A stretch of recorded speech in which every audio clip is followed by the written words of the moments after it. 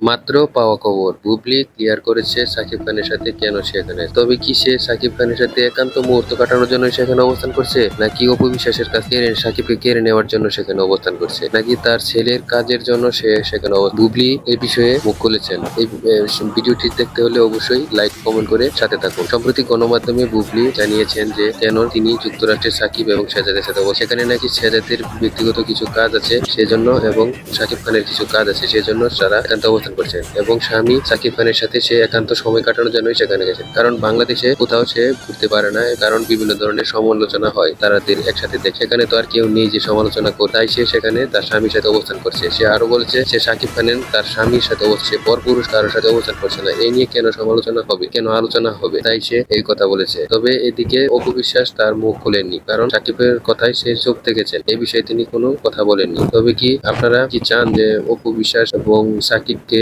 এর মধ্যে বুবলি আসুক, নাকি সাকিব খানের বুবলির সাথে চলে যাক? এরকম বিষয়ে মতামত অবশ্যই দিবেন। তিনি যা করতেছেন তা কি ঠিক করতেছেন কিনা বুবলি সেটা জানাবেন, এবং সাকিব খানও কি করা উচিত সে বিষয়ে আপনারা কমেন্ট করবেন।